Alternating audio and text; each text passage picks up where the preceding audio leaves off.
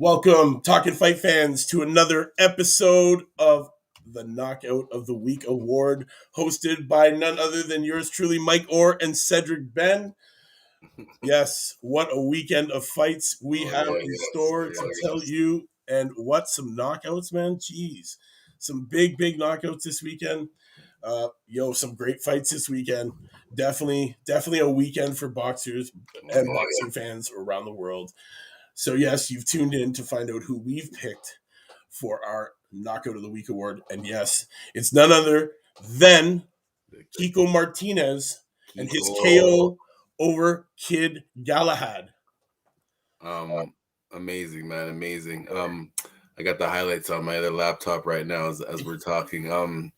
Yeah, man, Kid Galahad was doing his thing, boxing perfectly, switching from southpaw to orthodox. Like people don't understand how hard it is to be able to do that. Being as good in both stances. The best way I describe it is kind of like if driving. I don't know. I've never done it before, but if you ever drive on the other side, like people in England, they drive on the Yep. other side. Yep. I mean, driving is driving, but like just the fact that you're doing it on the other side, things are different. So the fact that you can fight, because it's not just the offense, your defense is backwards too. Everything's different. So to Right. be able to do that at a high level, I really respect that Kid Galahad's skills. But Kiko Martinez kept that pressure on. He did get caught a couple of times. There was no Yes. 8 counts, but Galahad, he was doing his thing. Yeah. And then boom, just like that, Yeah. everything changes. Martinez got cut over the right eye in the third round. Galahad was down late in the fifth. And then, man comes out for that sixth round. 6 seconds. Time was 6 seconds of the sixth round. I didn't even know if it was that. I don't know if it was that long because as long as it took Kiko Martinez to go from his corner Yeah. right to step to Martinez, that was that was it. And then he was KO'd by a right to the chin. You know what I liked? I liked that little feint that he did first, and then he just came in, and it was just, because the first drop one that he dropped him with was a hook, and he put so much power into it. Martinez, he's orthodox. Putting that cross, he put so much weight onto his front leg. He threw himself into a southpaw position. That's how hard that he whipped his body into it. And then at the beginning of the next round when he came out, he faked like he was coming with that same punch, but made it more straight. And just boom. He hit him. He hit him on that button, man. That mustache. Yeah. He hit him right here, guys. Right in the bullseye, man. The sleep button, the reset, the game reset button. Bing, bing.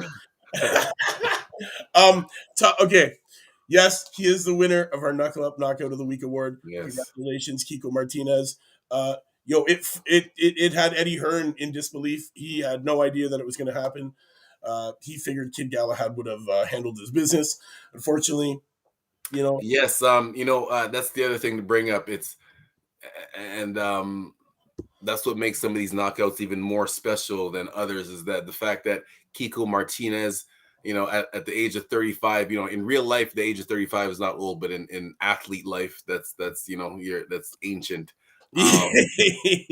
And so at 35, no one was expecting him to win. People were saying that he didn't even deserve this shot at the title. Right. And his reaction afterwards was just funny too. He was so happy. He kissed and hugged the referee. Anybody that was around him, he hugged. Like, he was just so happy. He was super happy. Because those the upsets just makes it even better. He turned around, I think he hugged the cameraman too. Like, he just you know what? He was definitely in the celebration mode. After that big win, man. That was a big stoppage, big win, big knockout. That's why he wins our prestigious Knuckle Up Knockout of the Week. Shout out to Kiko Martinez for that brilliant knockout. Just goes to show you, perseverance pays off. Never give up.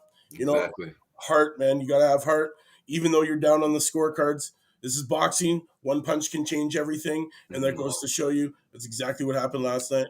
And that's a perfect example, because again, Kid Galahad, he was winning every minute of every round Yeah. up until that point. Yeah. A quick little side note: former middleweight champion Sergio Martinez is Kiko Martinez's coach, Okay. and he actually said, again, I do my best to keep my best, keep my update on all boxes, but some of them slip through the cracks. So wasn't too familiar with Kiko Martinez, but Sergio Martinez says that he's the greatest Spanish boxer of all time. And this Okay. is coming from Sergio Martinez, who had classic fights with like Miguel Cotto and a couple of guys. He had the belt for a bit too. He had that classic knockout of the whatever against Paul Williams, the one where he put Paul Williams to sleep. That was against Sergio Martinez. Right. Right. And also, I wonder, Kid Galahad, if he is the sibling to the other Galahad that fought at the Olympics at the lightweight class, who was, I'm pretty sure he won a gold medal or a silver. It might be. I'll do my research on that, but I'm pretty sure they're brothers. But yeah, yeah. You know what? I'm pretty sure they are brothers. Yeah. What a great fight, though, man. Yes. You know what? Yeah. Kiko Skills Martinez. wise. Kiko Martinez. Shout out to you, man, for winning our wonderful award. So the honorable mention, the runner-up for this week. The runner-up for this week, though, another big one. Terry Harper. It's almost like we have to have like a co. Yeah, it's like, honestly, sometimes in other sports they have like co MVPs. Like sometimes we might have to like co knockouts of the week. Yeah, because honestly, Terry Harper, sorry, honey, you lost your titles. We crowned a new WBC World Female Super Feather and IBO World Super Feather champion, Alicia Baumgartner, coming through last night with a devastating KO in the fourth over Terry Harper. I've never seen somebody have the pause button hit. That was a pure pause button. Hold on, I'm in the middle of my video game. I got to hit pause because I got to get up and go to the bathroom or get a drink and then come back and unpause your character. She got paused. She took that. I believe it was a nice right across the chin and just, well, not really the chin. I think it was more in the upper face area, but paused her. It paused her. She grabbed her hands, froze, stood still, and honestly, Baumgartner was coming through with this nasty left that just would have crushed her, and the ref stepped in and saved Terry Harper from some serious damage, man. That was a great example of the referee stepping in at the right time. That's what referees are supposed to do. That's definitely that's perfect. With that being said, later on when we talk about the other fights, there's something I want to say about the ref in that fight, but we'll get to that. Definitely. But Terry Harper, you know what, guys, we're gonna put Kiko Martinez's knockout. We'll put a link to that in our comments here. We're definitely gonna have to put a link to the runner-up, Terry Harper, because you guys got to see that too, man. Honestly, she literally was on pause. They hit the pause button. She had no idea where she was. She got hit, grabbed her gloves, and stood there, and had no idea where she was. And yeah, man, the Baumgartner was coming with a big hand, and the ref stepped in and really did justice by stepping in because it could have been very, very dangerous. Baumgartner, the entire match, she had the hands, man. She had the power. She showed that she's, not to be messed with, man. 120, 129, 130 pounds in around there. She's a force to be reckoned with. And shout out to Baumgartner, who I didn't know this till I seen her coaches step in the ring. One of her coaches, Tony Harrison, who's from gym right across the border. Usually go to the gym for some sparring a lot of times. So obviously she has some good coaching. So definitely. Shout out to Baumgartner. What a great win. What a great knockout. Mm-hmm. She's now has improved her record to 11-1-0 with 7 KOs. She's promoted by Marshall Kaufman. Her manager is Nelson Lopez Jr.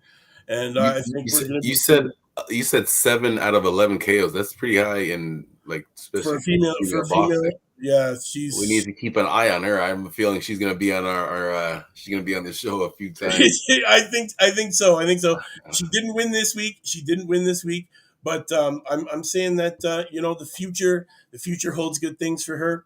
I Mm, do see her on this show in the future, winning a knockout of the week award. That's for sure. She's got some big power in those hands. She showed that she's not afraid to let him fly. She's not afraid to get hit. She took everything that Terry Harper threw at her, and you know what, man? She stuck it through.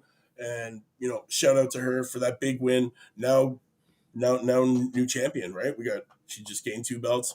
Great. Then we move into the big card that we watched last night live with our fans. mm. Shout out to all the fans that tuned in. Thank you for the over 2,800 people that stopped by to see us. Wow. Yeah, man, we had big numbers. Thank you to all the fans out there for joining us. Lots of fun. We enjoyed the comments. We enjoyed the camaraderie. Definitely join us every week for watching live at Talkin' Fight, man. Always a good time. We're always bringing you the play by play, punch by punch, knockout by knockout for all you people out there, unfortunately, that are unable to see the fight. Watch it along with us. We enjoyed it. Thank you guys, man. Much love, much appreciation to everybody who joined Mm. us last night in those chats and who followed along with us on this amazing card that we got to watch. Definitely, I'm going to say runner up for fight of the year. Definitely. What was I'm the other gonna one? I know there must have been off the top of my head. What was the other one? we had okay, so we had, first of all, let's talk about the Benavides card. You want to do that? Let's talk about David Benavides coming through with Kyron Davis, 7th round TKO. Great. You know what? Uh, Kyron Davis's corner, they threw the towel in, man, and Rightfully so. Rightfully so. rightfully Much so. respect to those guys for that because yeah, safety first, man. Safety first. Benavides is a very dangerous guy. He lets those hands fly, and honestly, man, you're talking about a guy that can easily throw 500 to 1,000 punches per fight if he wants. Mhm. Like he lets them fly. He lets those hands go. Once those combinations start flying, you know what? You get overwhelmed. You can't block them all, and he throws them in the multiples. Very hard guy to defend against. But what did he say? He's calling people out, man. He could face Beterbiev or Brown, the winner at 175. If Who no Canelo, Benavides? yeah, Benavides could face Beterbiev. Listen. If he does that, he's beating Canelo. I'll put. Yo, I, this no, he's I'm telling called you. Canelo out. He wants Oh, Canelo. he has been. I've been saying Benavides is the guy to give him some trouble. Everybody thinks I'm crazy. Everybody thinks he's too Benavides young, but says he's thinking of beating Canelo Alvarez to the punch by moving up to 175 to take the winner if the Canelo fight doesn't happen, because he wants to face Canelo. So he said, you know what? Forget it. I'm going to face the winner of Beterbiev versus Brown at 175 if no Canelo fight happens. mm, Guys, this can be huge, man. This fight is December 17th, between the IBF WBC light heavyweight champion Artur Beterbiev versus Marcus Brown. It's believed that Benavides will need to do something drastic for him to get a fight with Canelo, as the Mexican star will likely continue to ignore him unless yeah. he snatches that IBF and Yes, WBC that's belt. that's I love that from Benavidez. Says Yes. yes, that's the perfect way to get to him. That's the perfect way to get to Canelo him. has talked about wanting to fight Beterbiev, but he's been graciously slowing and going about doing that. You know, the patterns with Canelo, man. That's how it works, right? He moves Mm, real slow. He says he wants to do something. He moves like a glacier, but slow at getting things done. Alvarez talks about wanting to one day face a dangerous opponent. Still, in the meantime, you will see him burn through 3 years fighting mediocre fighters. yeah, Uh, you know, exactly. Rocky Fielding, Danny Jacobs, Billy Joe Saunders, Yildirim was his former sparring Yildirim, partner. Caleb Plant, Caleb Smith, and a shot at Kovalev. Unlike Canelo, Benavides talks about wanting to fight quality opposition, and he means it, man. So I think he's going to beat him to the punch.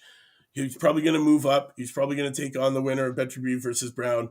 And Which you will know be what? amazing. That's definitely going to gain, some media and gain some legs and start running through the media if Oh he ends yeah. up winning that, right? If he does that, he has to be in the number one position for Canelo, the Canelo sweepstakes, as we call The it. Canelo sweepstakes. Yes. Baby. Brilliant card. Jose Benavides Jr. Was on the same card, majority decision over Emmanuel Torres. A lot of action on this card. Not too many big names that people know about. There were a few KOs. Shout out to Jonathan Fierro, his KO in the first round over Victor Ruiz. Also, shout out to Garcia with his KO in the fifth over Todd Manuel. And Garcia. You can't just say Garcia. There's a million Garcias. sorry, Elijah Lorenzo Garcia, a guy that I've been watching closely. 8-0, 160 pounds, just improved to 9-0 with that nice KO. And also, Jonathan Fierro, 130 pounds, super feather over Victor Ruiz. Some other nice honorable mentions there. Then we move into the big card, man. The big card that we watched last night that everybody watched along with us. Guys, let me tell you, this card was full of KOs. Full of KOs. We had the opening, the super bantam, Asa Stevens versus Felix Vasquez. That was a KO in the first round at 121 pounds. These guys both weighed in. Then we had the debut of George Chavez debuts with his KO over Gilberto Aguilera at 130 pounds. Also, Alejandro Reyes, 4-0 with his KO over Osmel Maigora, and that was at 100, 144, 140 pounds in and around there. Both guys weighed in. Then we had William Zepadia to open up this card we watched, and he had a fourth round KO over John Mordelli or Mordell. Great, man, great. Then we move into Rocha versus Barraza. You joined me. Rocha versus Barraza. That's when I hopped on, and Yes, that was a yes, great one. That was a great one, and a perfect example where sometimes the fighter's pride, overtakes him a little bit, because it was a good match. It was back and forth, but Rocha, his aggressiveness was much more effective than Baracha's. Baracha was doing the right things to try to keep your opponent off of him, but yeah. Rocha did not respect his opponent's He power, did so he not was expect his basically power. He letting him pushed. letting him do his thing. Even if a few of those punches got through, they didn't have enough effect for Rocha to have to slow down his process of No, coming forward no, and just walking him down. no. He Um, he did show true dominance last night in that ring over Barraza. it Uh, did go the distance though, right? uh, it went 9. It went 9. Nine. That's right, because I predicted that. You did Yes, predict. yes, You yes, did predict yes. it. You did predict it. You said it was going to go Well, 9. It was sorry, going to sorry. go. Let me be honest. I predicted that, and then I predicted this around the fourth or fifth round, that the way things were going, that Yes, he was at yes. least gonna get dropped by the ninth round. And I said he's at least gonna get dropped by a ninth round, and he Yeah. ended up. He ended up being stopped standing, and we all know California rules. That's a KO, and time stamp there, 33 seconds of the ninth round. Rocha just proved to be way too much for Barraza, man. And you know what? It definitely showed that Rocha does have some big power in his hands, man. Uh, Shout out to Ray from Last Bell joining us here. I was Ray there. I didn't see the chat. What up, Ray? Yes, sir. Yo, Ray, yes, Yes, yes, he did. yes. 100%. Black 100%. KO He of the did. week. Yes, yes, we did give it to him, man. That was a huge stoppage. The winner, for people that are tuning in late, yes, Kiko Martinez KOs Kid Galahad. It is our Knuckle Up Knockout of the week. Mhm. What a brilliant show. What a brilliant fight. Right now, we're just breaking down the Jamie Munguia fight and card that went on. What a great card, though. Yeah, Ray, did you get a chance to watch the Munguia and Rosado card? Let us know what you thought in there. Yeah, definitely. Also, yeah, shout out to Rocha though with that ninth round stoppage. You Oh yeah, I called saw that that one. one. Barraza, he just didn't have enough for him, man. I'm surprised he lasted as many rounds as he did with the abuse that he was taking.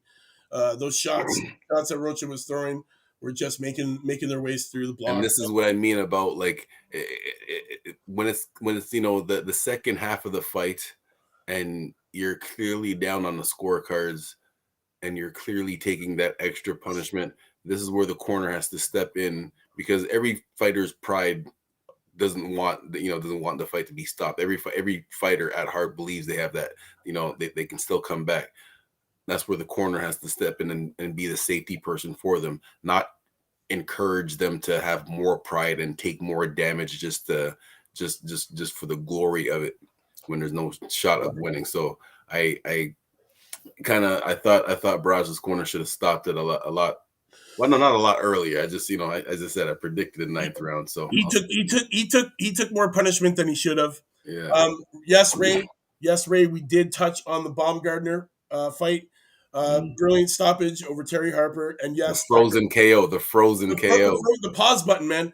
She hit the pause button. Harper had no idea what was going on, man. She had no idea where she was. Baumgardner, yes, she can fight. Be on the lookout for this girl, man, to be doing some big things. She's got Baumgardner with seven KOs out of 11 fights. That's that's a high percentage for female fighters. So definitely and you know what? She's got that punching power, man. Definitely got heavy hands. Knows how to box. She can really fight. Guys, be on the lookout for her. So we're touching on the Munguia. Munguia now has he's got Eric Morales in his corner now. El terrible Eric Morales. Yes. He does need to work on his defense a lot more. He took a lot of damage last night that he shouldn't have. But Rosado, he's a but veteran. The thing is, when you fight in that type of style, that fight style, that you're bound to get some shots. The one thing that he did show that he does have a chin. Yes. At the same time, the less you get hit, the longer you'll last. You can't have every fight like that. But he did show that he can take a shot. Gabe Rosado, a perfect example of someone not to look at their record, but to look at him and his whole career. He's always going to be in a fight, even if he gets dropped. He'll get up and he's going to keep fighting. So, honestly, I wanted to talk about Rosado for a second. Just his comments after the fight last night. Okay. Is that he thought he did enough. Did you hear him say that? He thought he did enough to take that. I don't know what fight he was at, but the fight that I watched, I don't know, the fight that I watched. I think where he is believing in himself like that is because even in the rounds when Munguia had some power punch combinations, there would still be some like 1 or 2 points in that round where Rosado would land a bomb where the whole crowd would be like one of those shots. Yeah. So even that's what I mean. So I think that's where he's kind of coming from, because even in the spots where he was getting landed on with power punch combinations from Munguia, at least 1 or 2 times during the rest of that round, he'd land a bomb himself. Yeah. So he's probably trying to go off that. Plus the fact that once again he's the underdog, and people said that he was going to get stopped and walked over by Munguia. Yeah, so, definitely not. But did Munguia showing up late to the arena last night have something to do with it? Yeah. Like those Munguia's people, I'd be like, yo, what are you guys doing? Munguia's people, wake up. Yeah. Learn how to count time. Honestly, Mike, for the people that don't know, tell them. Yes, for all you people that don't know, last night, Munguia showed up to the arena last night at 7, while he was supposed to be ready for 7:30 to go, and he showed up at 7 because his people in his corner decided to tell him that he was supposed to be ready for 9. So he shows up with half an hour to get ready, get taped up, get warmed up, do some pad work, do some stretching. Not really a lot of time, man. He showed up just before the co-main event, and you know what? My hat goes off to the guy, man. He worked hard to get those wraps on, get ready. He didn't even have time to work up a sweat, man. Like you know what? It didn't affect him during the fight, because I didn't see that at all. I forgot all about that till you just brought that up. he still did his thing. He still fought perfectly. So obviously that didn't affect him. For some fighters, just psychologically, it'll affect them just knowing that they don't have the same, they didn't follow the same routine that they're used to following every Right. single time And we before all they know we all know these fighters when they're on a win streak, man. They all have these superstitions. Whether it be the same socks, the same jock strap not being washed, whatever the hell it is, man. There's always some sort of superstition with these guys when they're carrying those unbeaten records. Mhm. Um, I'll give him. Munguia hasn't had too much defense in the past. He did show a little bit of improvement in his defense last night. There were times there earlier in the fight where he was a little bit of an untouchable. He was really ducking out of the way, moving out of the way of some of those shots, but in turn was still getting hit with too many big power shots. There Mhm. were a few times there where Rosado, that little combo, that short hook followed by that crushing right that put Melikuzev out cold.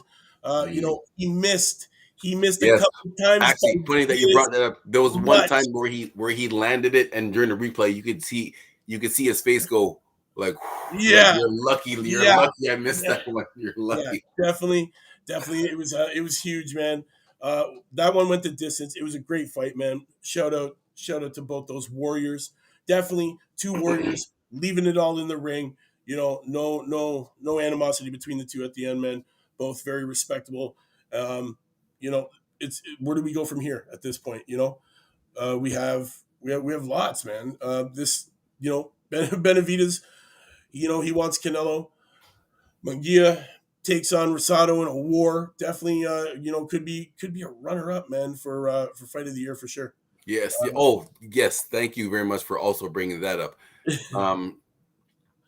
100%. This was fight of the year. The only thing that was missing for the casual fan is that there was no knockdowns. Like even if you think about it, with Wilder and Fury, and shout out to Tim Witherspoon, who's on our Friday night panel every Friday, world champion. Um, he brought it up himself. Like there was nobody was catching and slipping. The only reason why everyone says it was a great fight, which I believe it was a great fight too, is because there was like 7 knockdowns between, or maybe not 7, but like 5 knockdowns between of them. But skills wise, there wasn't that much skill involved with Munguia and Rosado. That was back and forth. I said before the fight that this was going to be like Gotti and Ward, and I think it was just without the knockdowns. Like Right. there was some rounds where it could have been, whether it's fight of the year or round of the year. Yeah, they both have tough chins, and yeah, only thing that was missing is the knockdowns. But I definitely think this was fight of the year, Oh, or at least in the that, running for it. definitely huge, man. Definitely huge. What an amazing fight, though. Honestly, yeah, fight of the year, man. Fight of the year. Lots of promise, man. Lots of good things that are coming. Munguia though definitely has to go back to the gym and start working on that that Well, he that has improved. He has He has improved. He improved. has He has improved. improved. He did put together some great combinations last night. He did double up his jab a lot, which was opening up that right hand for him. Great. He did have he did put together some combinations that I haven't seen from him before that Mhm. were effective last night. Uh, but yes, he did take too much damage, man. He really needs a little more defense, and we'll see what happens. We'll see what happens, man. Honestly, and truthfully, Munguia wants Glovkin or Derevchenko. Those are both be great fights. Yes, yes. Those are both be great fights. Yes. I mean, So this is what he wants. This is who he wants next. He wants a shot against the IBF middleweight champion, Glovkin, or the fight eliminator next to follow his 12 round unanimous. It's that whole area between 154, 160, 168, man, is up to 175. All of boxing. I might as well just say all the weight classes. Anyways, there's some great fights there going is on. there is Munguia isn't really ranked high with the IBF. He's ranked at number 12, which puts him in a poor position to get a title shot against Glovkin, unless he's willing to give him the opportunity in a voluntary defense. Um, That might be in favor of Golovkin, who is probably trying to get another Canelo fight. Yes, because he has considered. If Munguia would put his belt on the line, that might give Triple G, because Munguia has a belt, right? Yes. Yeah. So if Munguia puts that belt on the line, that might give Triple G more incentive to take that fight, take his belt, and then call out Canelo again. Well, Golovkin has his sights set on a fight with Canelo Alvarez in early 2022. But if he doesn't get that much, if he doesn't get that match, he probably will. He'll be willing to give it to Munguia. He'll give Munguia a title shot for sure. There is no doubt that Munguia had done enough to earn the decision at the end of the fight last night. They scored it 118-110. That's how I had it scored. Another was 119-109 and 117-111. Yeah. Pretty accurate. It was. But even that's what, again, see, sometimes the numbers don't lie, but the numbers don't tell the whole story. Exactly. Because by just judging by those scorecards, yes, the number, like, it was a wide margin, but a lot of those rounds, like, were again, fight of the year rounds where it was kind of back and forth, or at least even though Munguia was winning, Gabe Rosado was always still in there. You always have to be prepared for him, because, like you said, he took a lot of shots from Rosado. Right. So, right. yeah. A lot of people do overrate Munguia, man. He hasn't fought super amazing competition. You know what I mean? But literally his whole record, up until 2017, he had never fought on U.S. soil, and then he's only been on U.S. soil a few times, man, in his career. I believe it's five, maybe no, but I'd say almost 10 at this point that he's been on U.S. soil. It's now, and you know what, we did put some really good competition in front of him last night. You know what? If we got to see. We got to see how good this kid actually is, man. He's sporting a huge record, but you know what? In Mexico, that's what happens. These guys fight all the time. They fight weekly, man. They're not necessarily fighting the greatest, opponents. So, yes, we have a test. That was a test last night for Munguia. Even though Rosado was, the underdog. Tough getting Rosado out there, man. It is, and he's not one of these guys who's going to drop from just one shot, right? No, That's exactly. that's the thing. You got to get him out of there. You're not going to just you're not going to just knock this guy out with one shot like a bunch of his opponents, right? Mm-hmm. Munguia did come down to 160 for that fight last night, coming off that 168 fight against Bektemir Melikuzov, where he did KO him in the third round with that very disgusting, highlight reel knockout, man. Face first. Yeah. So these guys, they both came down, man, to fight in weight. It was great, man. Rosado did, man, he did give it to him. He played his game. He thought he did enough. Unfortunately, the scorecards didn't work that way. But at the end of the day, we're here to talk about the knockout of the week. Shout out to Kiko Martinez, our man, Yes. winner of the KO of the week award. Putting Kid Galahad straight on his back, quick time. It goes to show, man, never give up. Don't leave it in the judges' hands. And you know what? We ended up with a brilliant knockout for the week. Real quick. Before I forget, and it's very important I say this, I have to give a shout out to this kid that I've been working with for a couple of years, this hockey player, Connor Smith. Okay. He's a first year, plays for the Peterborough Petes. Okay. But I've been doing boxing with him for quite a few years now. He just had his first fight this past week and won. So I feel like a proud coach. Nice.